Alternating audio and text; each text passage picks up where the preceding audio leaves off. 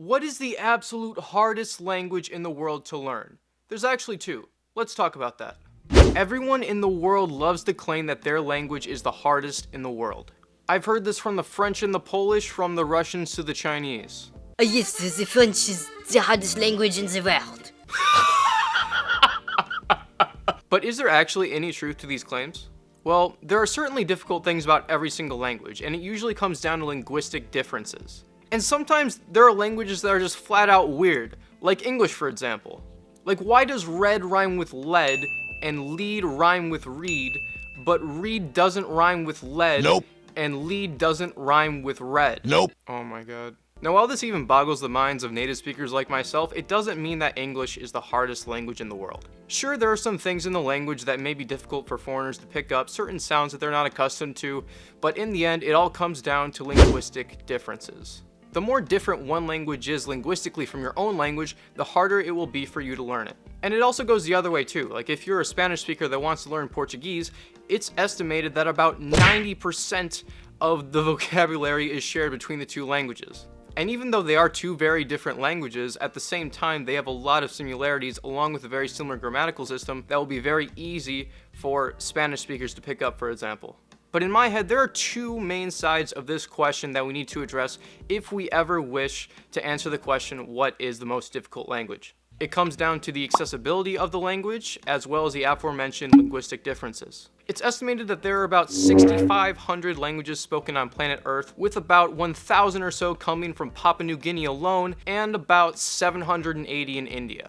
And those are just all the documented languages. It is entirely possible that there are thousands of more languages in the world that we've never discovered. Because in places like Papua New Guinea, a lot of these minority languages come from communities with only a few dozen speakers or slightly more. And the only way that these languages were discovered in the first place was because there were anthropologists that did ethnographies and lived in these cultures for long periods of time in order to study the language. And not only that, but many languages that are right next to each other geographically in a place like Papua New Guinea are completely unrelated linguistically. Which is so different when you compare that to a modern context, like all the Romance languages being bundled up all next to each other in Europe.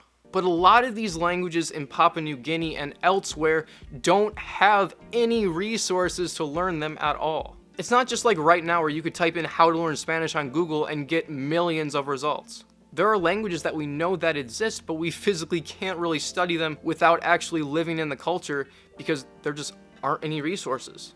So in a sense, that would be one of the hardest languages in the world to learn.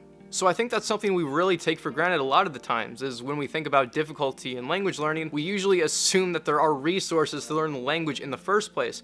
But for the vast majority of languages around the world, that's simply not the case. But for the languages that we do know about, I've picked out a few that I think would qualify as being some of the most difficult. For example, there's a language spoken in Botswana and in Namibia by a few thousand people called Ta. And what makes this language particularly intimidating, but also very intriguing, is it has around 150 unique sounds or phonemes. Compare this with the 44 phonemes that English has, and you have a monster of a language. Also, I should mention that a lot of them are in cliques. They also have 9 different grammatical genders, which is so many. There's 2 in Spanish, 2 in French, 3 in Russian, and in English, we just have the.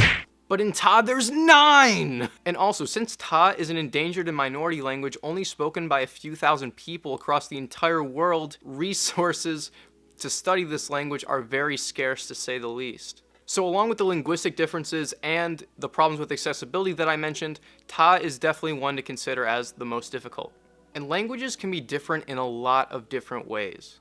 One of the challenges with English that I've gathered from my international friends, besides from the fact that it's completely non-phonetic, is that it has so many verb tenses. This is the same with languages like Spanish and French. Some languages in the world also have these things called grammatical cases. This means that there are tons of word endings that are applied to different things like words, adjectives, and nouns, depending on the role that they play in the sentence.